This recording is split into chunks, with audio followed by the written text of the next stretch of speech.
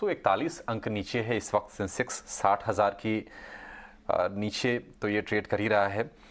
और अगर हम स्टॉक्स को देखें तो जो चढ़ने वाले शेयरों की संख्या है वो कम हो गई है। सिर्फ 3 शेयर ऐसे हैं जहां पर तेजी है और कहीं भी 1% से ज़्यादा की तेजी नहीं है। टाटा मोटर्स सबसे ज़्यादा ऊपर है, आधे %। एनटीपीसी पावर ग्रिड, जहां पर हमारे एक्सपर्ट्स का फोकस भी है पावर ग्रिड पे, ये शेयर हल्के गेंस पे हैं, लेकिन ये भी अपने गेंस को लूज कर रहे हैं जैसे हम आखिरी घंटे की तरफ बढ़ रहे हैं। फाइनेंशियल से क्लियर कट आज प्रेशर है। एचडीएफसी बैंक टॉप लूजर हैं सेंसेक्स की। उसके अलावा ICICI, IndusInd bank, axis bank, SBI, एक लाइन से आप सारे स्टॉक्स को देख लीजिए, सारे के सारे, चाहे प्राइवेट बैंकिंग के हों, चाहे आप पीएसयू बैंकिंग स्पेस की, वो प्रेशर बनाने का काम कर रहे हैं और आग में घी डालने का काम कर रहे हैं फाइनेंशियल स्टॉक्स, बजाज फाइनेंस और बजाज फिनसर्व के जैसे। बजाज फाइनेंस आपसे व्यू चाहेंगे नीलेश। कल एम्बिट की रिपोर्ट के चलते हमने शेयर में कमजोरी देखी, सेल की कॉल थी और वो 15-17% और डाउनसाइड अभी शेयर में देख रहे हैं। आज लगातार तीसरा सत्र है कमजोरी का और उनका मानना है एम्बिट का कि यहां से जो एसेट ग्रोथ है वो स्लो डाउन होते हुए दिखेगी। हालांकि जो पीछे जो नंबर्स आए हैं उसमें हमें संकेत इस चीज के मिल गए हैं और वो जाहिर सी बात है कि जो growth over the year company ने देखी है वो शायद अब संभव नहीं है, क्योंकि कंपटीशन कहीं ना कहीं बढ़ गया इस स्पेस में। बजाज फाइनेंस, आपको क्या लग रहा है कि चार्ट इसके और कमजोरी के संकेत दे रहे हैं? आप क्या सजेस्ट करेंगे? हाँ, देखिए अभिषेक जी, बिल्कुल ठीक कहा आपने। कल के सेशन में हमें एक बड़ा क्रैक भी देखने को मिला था रिपोर्ट के चलते।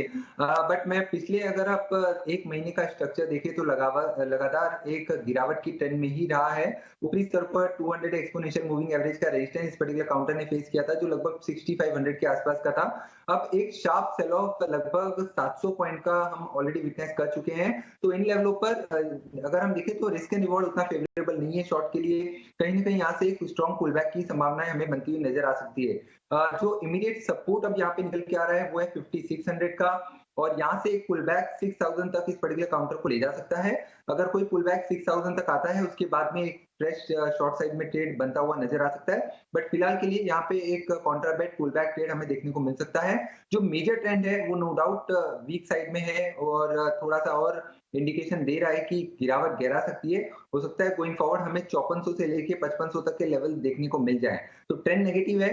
पुलबैक में एक बार के लिए लॉन्ग पोजीशन से एग्जिट करने की सलाह होगी। पहले 5400 आएगा, पहले 6000 आएगा? माफ करना, मैं ये पूछ रहा था कि पहले 5400 आएगा या फिर 6000 वाला लेवल आएगा? देखिए, पहले एक पुलबैक के इंडिकेशन दिख रहे हैं फिलहाल, तो पुलबैक देखने को मिलना चाहिए। बट गोइंग फॉरवर्ड नेक्स्ट एक आध महीने के अंदर हमें 5500 के लेवल भी ब्रीच होते हुए यहाँ पे नजर आ सकते हैं। तो वीक ट्रेंड है। कोई भी पुलबैक में वीक वाली ही हावी होती नजर आएगी यहाँ पे। ये ट्रेंड वीक है, पुलबैक अगर शेयर में होता है, 6000 के पास जाता है, तो फिर से आपके लिए शॉर्ट के मौके बनेंगे, ऐसा नीलेश का मानना है। और अगर यही ट्रेंड कंटिन्यू होता रहा, 5500 के नीचे गया, तो शायद कमजोरी डेफिनेटली इसमें और गहरा सकती है बजाज फाइनेंस में।